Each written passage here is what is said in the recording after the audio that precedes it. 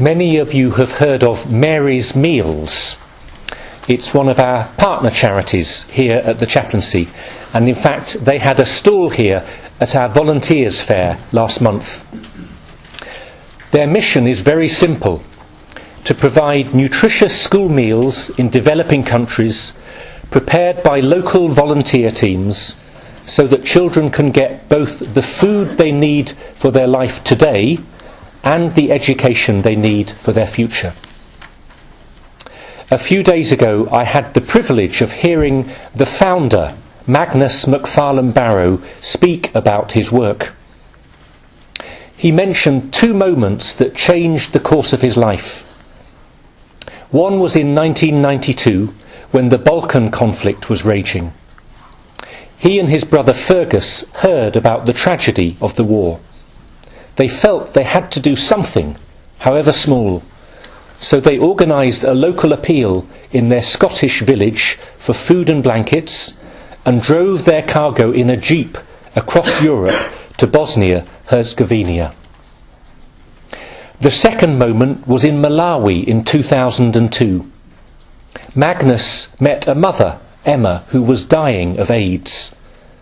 Her 6 children were gathered round her, and Magnus asked the eldest son, Edward, what he hoped for in his life. His answer was very simple. Quote, "To have enough to eat and to go to school one day." Magnus's answer was equally simple. Let's do something to help, however small. And that tiny project, which gave food to 200 children in southern Malawi, now provides a meal to 1.2 million children every school day in 12 countries around the world. Magnus, and this is the point, didn't have big plans or extraordinary gifts, but he used the gifts he had to respond to the situation in front of him. That was enough. And with God's help, and with the help of many other amazing people, and I'm sure with a lot of his own perseverance and determination, Mary's Meals was born. The parable in today's Gospel is about using the gifts God has given to you. A talent, quote, talent, in the Bible is a measure of money. It's a huge amount, equivalent to hundreds of thousands of pounds. So don't think that one of these servants was given only a little. Each of the servants was given a staggeringly large amount of cash, but in different measures. There are so many reasons we don't use the gifts that God has given us. And this is partly what the parable is about today. One, maybe the hardest, is despair. We can't see the point in what we're doing. We give up hope. In the parable, notice, the master entrusts his property to his servants and goes away. He disappears. It's tempting for them to give up on him and just to get on with their own lives. It's the same for us. We can doubt whether there is a God or whether he's really interested in us. We often give up on him because we think that he's given up on us. So the parable contains a promise to you personally. The master will come back. He has not forgotten you. And on the one hand, I hope this is consoling. I hope it makes you feel important and valued. You are precious to him. He has not forgotten you. You can trust him. On the other hand, I hope it is a little bit scary. You know that the master is going to return. There will be a day of judgment. We will stand before him and he will ask us to give an account of how we have used our time, our talents, our treasures. how we have responded to the situations around us, especially to the needs of others. The knowledge that Christ will come again in judgment is like a light shining from the future back into our present lives. It gives everything meaning now, even the things that are hidden. It keeps us alert because we know we will be called to account for this present moment. And ultimately, it gives us hope. Christ has not forgotten us. He is giving us the time we need to do the work he has entrusted to us. And then he will come back. Another reason we waste the gifts we have is fear. You see that with the man who has 1 talent. What does he do? This huge amount of money. He's terrified. He digs a hole in the ground and hides the money, and he admits it himself. Why does he do this? Because he's afraid. Now, do you think the master is a bit harsh on him? In one sense, he did nothing wrong. He looked after his master's money. He kept it safe. Isn't that a good thing? He returned it honestly. Isn't that a good thing? When it was needed, he gave it back to the master. And you might think the master is being harsh in condemning him. But in another sense, the servant has fundamentally betrayed the meaning of this gift. It was meant to bear fruit, to multiply. It's like a seed that's meant to be planted in the ground. Can you imagine not planting this seed? This servant was not meant to protect this gift and keep it safe. The master took a huge risk in entrusting his property to his servants, but he wanted them to take a risk and use those gifts to bear fruit. To bear fruit. Think of the gifts that you have. Personal gifts, who you are, your intelligence, your creativity, the material opportunities you've got, your family, your grant, your degree course, the spiritual gifts you've been given. The gift of faith and hope and charity, the gift of baptism, of knowing Jesus Christ. Think of all these gifts. If you keep them for yourself, if you don't cultivate them, if you don't use them to do good for others, they are wasted. And think of the fears that have held you back in the past, maybe, from using them. Maybe this little fear has crept into your mind in the last week about something. Have you had, in any context or situation, a fear of failure? A fear of what other people will think if you do or say this? A fear simply of the unknown?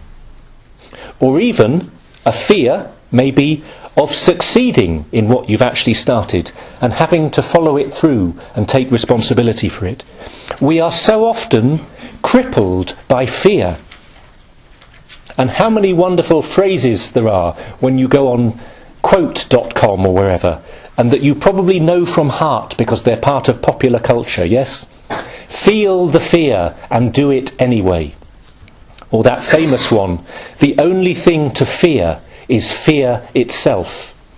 Well, it's maybe not the only thing to fear, but it's certainly one thing we are very often afraid of, and how paralysing and tragic it is. What would your life look like if the choices you made were not determined by fear? What would your week, your next year, lots of you are thinking about what to do after next summer. What would your life, your future, your next year look like if the choices you're making now were not determined by fear? 3 years ago we were starting a new evangelisation programme here at Newman House called Sycamore. And in fact we're going to be running this again next semester, so keep your ears open. we had a tiny planning meeting. It was just a little idea. 5 of us sat in my office. And we got really excited. You know the way a meeting can get carried away. And we decided after 45 minutes discussion that we would write and fund and film and distribute a 10-week programme about the Catholic faith across the globe. One of those meetings. This is me and 5 students. And when everyone had gone home, I thought to myself, this is just mad. Yeah? What on earth are we thinking about? These fantasies that students have at the end of term when they're going off on their summer holidays. It is absolutely impossible. And I gave up and I mentally tore up the plans. And I think it was that same evening, I'm not making this up and I've said this before publicly, that God spoke to me through Facebook. Right, so this is one reason in moderation to stay on Facebook. That evening, in my Facebook feed, a meme popped up. Many of you have seen it. Yeah? It's a photo of a city, and superimposed on it in bold white letters was this phrase, quote, "If your dreams don't scare you, they aren't big enough." If your dreams don't scare you, they aren't big enough. And I just thought, God or Facebook or someone is speaking to me.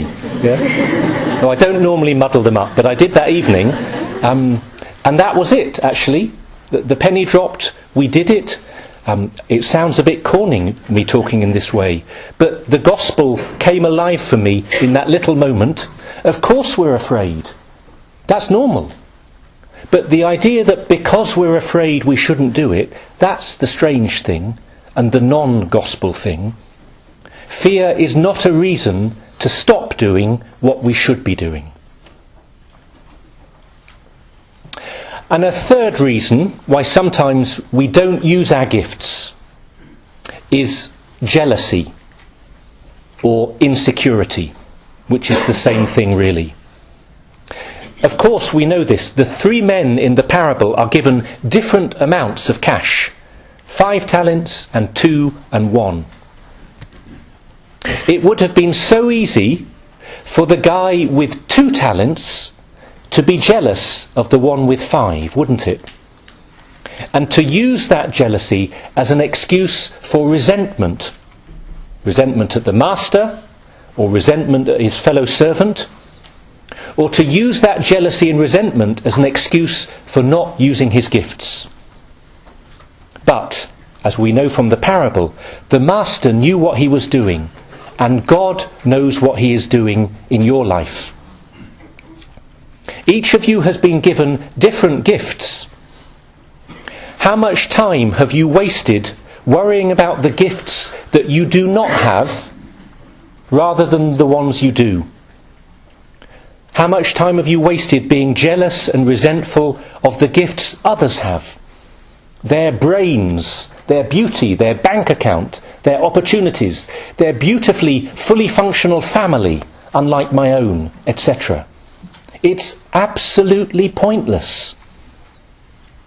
Now, if you ask me, Father, but why did God give me these gifts and not give me these other gifts? My response is, I do not know the reason. But I do know that God knows the reason, and that he has a good reason, and that is reason enough for me, and it should be for you. He knows what he is doing. Trust him. He has given you exactly what you need to do the incredibly important work that you need to do in this life. Maybe you can't see it yet or understand it yet, but you will at the day of judgment. That's a long time, you say. And maybe you'll get some glimpses before then too. But you will see it. Stop worrying about what you don't have. Stop comparing yourself to others. How free you would feel if you could just be yourself and not try to be someone else. In one sense, it might seem very limiting. Oh, this is it, I'm just me. Well, yes. And in another sense, It is so liberating to finally be me and to get on with the work that God has given me to do. You have amazing things to do for yourself, for others, and for God.